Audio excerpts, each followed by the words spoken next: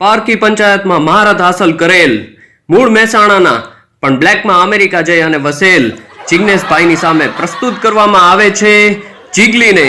તો આજે આપણને ખબર પડશે કે જીગલીએ જગા પાનના ગલ્લાવાળાની આંગળીઓ કેમ કાપી. તો ચાલો જોઈએ. જય શ્રી કૃષ્ણ. જીગલી, હાલ તો હવે બોલવાનું ચાલુ કર. મને સવારથી મસાલાની તલબ લાગી છે અને તમે મને અહીંયા બાંધીને રાખી છે. આમાં મસાલા કેમ છોડું? તારે અહીં મસાલો નથી ખાવાનો, બરોબર? એવું હોય તો મીરા જ ચડાવી લે. એટલે તમે ચા પીવા વાળા વ્યક્તિને જો કોઈ બીજી ચા તમે આપશો તો એને ભાવશે.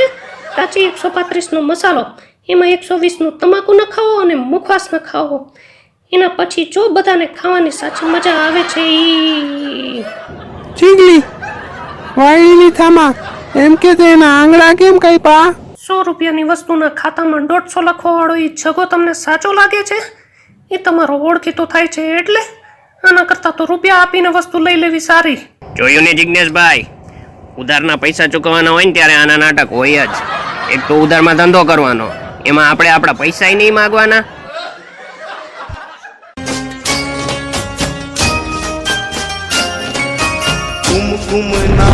આ જયંતિયો આવી ગયો. પગલા પાડ્યા માડીના હેત ગણા જોવા લોક ટોળે વળ્યા રે.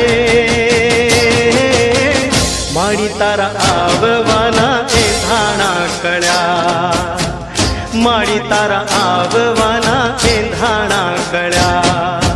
કુમકુમના પગલા પાડ્યા માડીના હેત ઘણા, કુમકુમના પગલા પાડ્યા. જગા, સરખી માંડીને વાત કરને. ચૂંટણી વાળા બધા સોડા પીવા આવ્યા હતા, એવામાં જીગલી આવી. તો મેં એને કીધું તારા બાકીના પૈસા તો આપી દે.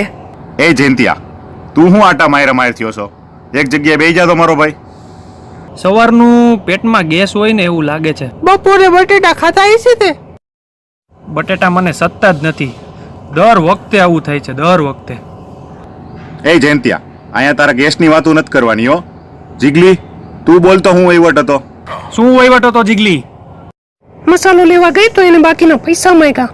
મેં કીધું જયંતિ આવીને આપી દેશે, તું માવો તો આપ. દાજમાં એને મોઢું ફાટી જાય ને એટલો જાડો ચૂનો નાખ્યો. માફ કરી દેશું ગમે એવડો મોટો ગુનો, પણ નહીં સહન થાય મસાલામાં જાડો ચૂનો.